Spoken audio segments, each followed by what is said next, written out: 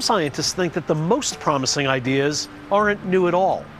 One of the best studied techniques for improving well-being was developed not in a clinic or a laboratory, but on a mountaintop 2,500 years ago.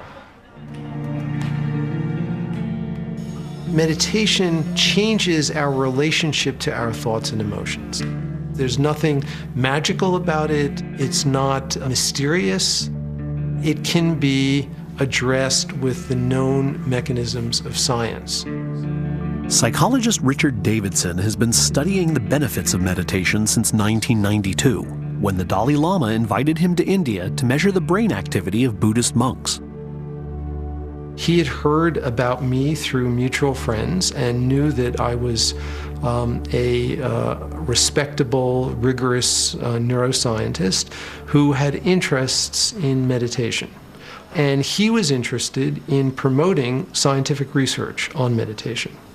And we thought that this would be an amazing opportunity. We can bring portable equipment with us and schlep it up the mountain and see if we can collect some data. So we had quite a journey. We brought about 5,000 pounds of equipment with us. We looked like this crazy traveling rock band with, these enormous cases. Unfortunately, once Davidson was ready to collect the data, the monks had a change of heart. They said that they'd be happy to teach us everything they know about meditation, but they didn't really want to do the tests. But the Dalai Lama himself wanted to continue fostering the dialogue between Buddhism and Western science. This kind of dialogue, very helpful to expand human knowledge about these not yet explored and still vast subject. Our knowledge very limited. So, particularly about inner world, inner science, inner space. In 2000, the Dalai Lama began sending monks to Davidson's laboratory at the University of Wisconsin, where they participated in a series of neuropsychological studies. The results surprised Davidson himself. I thought about meditation as relaxation. In fact, what we see in the brain of an advanced meditation practitioner when he or she is meditating is heightened activation, not relaxation. Davidson's studies of Buddhist monks and other experienced meditators suggested that while they may appear to be resting, their minds are actually intensely focused. And as they meditate more and more, their brains begin to change.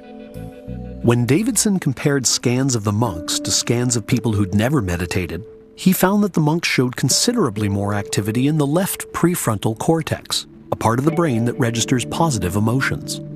There are certain circuits in the brain that are more sensitive to the processing of negative emotions and other circuits that are more sensitive to the processing of positive emotions.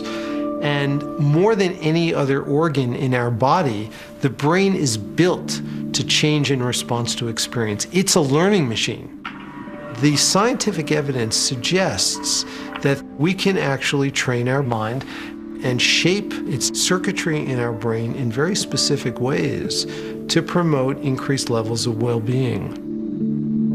I think scientific findings also very, very useful, very convincing. It can be useful for medical science and also can be useful for bringing new generation, more healthier mind, more compassionate mind.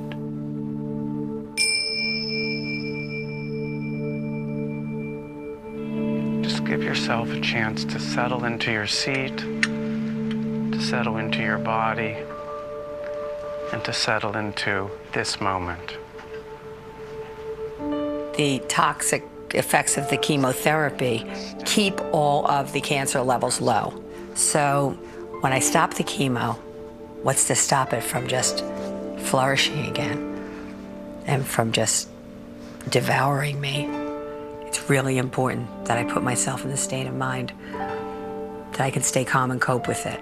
Allow the focus on the breath to expand. Michelle Gossett has begun studying mindfulness meditation.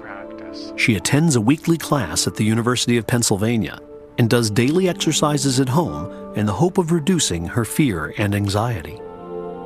I'm doing a 40-minute meditation every day, and it's extremely difficult because our thoughts distract us, and it takes a lot of discipline. And the only security that we can ever have is comfort with and confidence in our ability to manage uncertainty.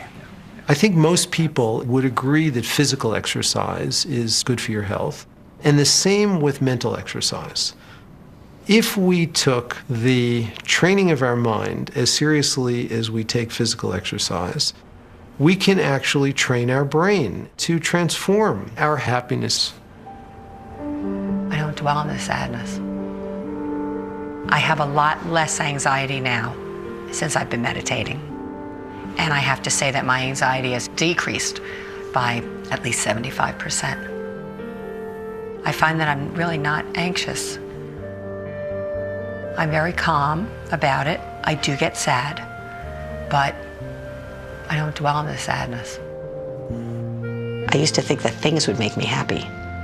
More money, success, prestige, position would make me happy. And I'm realizing now that that's not the fact. I think you can't really put a price on happiness or put a label on happiness. Happiness comes from within, and happiness comes from experiences that we have with people that we love.